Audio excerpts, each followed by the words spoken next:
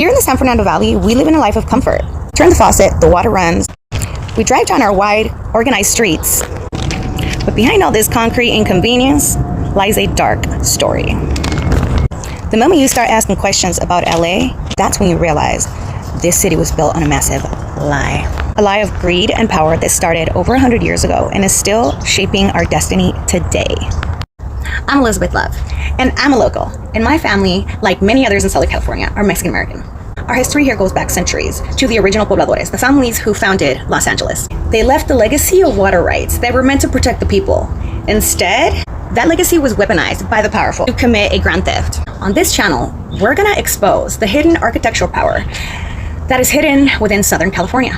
We'll look at the unexplained objects hiding just 6 miles off the Malibu coast, the terrifying local legends of suspicious fire that clear the way for suspicious purposes, and how all of this connects to a super controlled smart city future. To understand the crime, you need to know the law.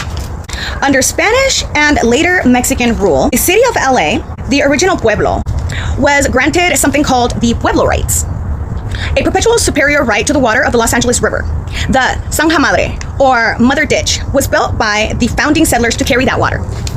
Fast forward to the early 1900s, the city is growing fast, and a small cabal of wealthy businessmen and engineers, led by a man named William Mulholland, saw an opportunity. They argued that the ancient Pueblo rights gave them permission to take any water they needed, no matter how far it was. They took that protective law, rooted in our ancestors' history, and twisted it into an excuse for the biggest resource grab in American history, y'all. The crime.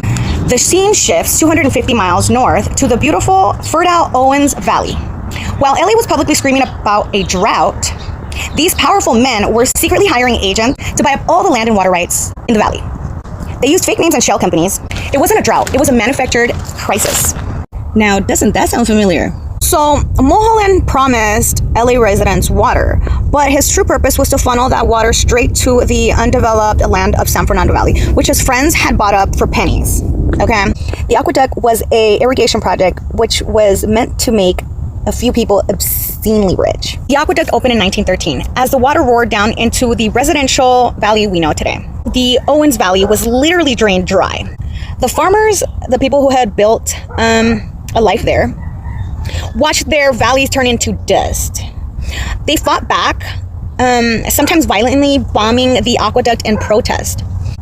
The city we know now, the highways, the suburbs, the enormous population, was all built on this foundational lie. It was a conspiracy of immense scale, perfectly executed, and the financial power it created is still at the top of the food chain now.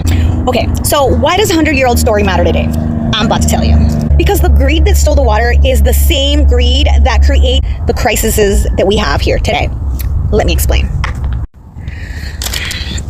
The water wars taught the powerful that crisis is the best way, the best cover for control. We see this reflected in the push for the smart city plans today. What a fucking coincidence.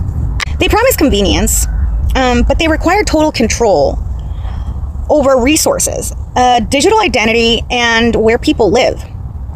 When you hear local legends about suspicious fires that seem to clear out specific neighborhoods, y'all, you have to ask, is this a new chapter of the same conspiracy that built LA?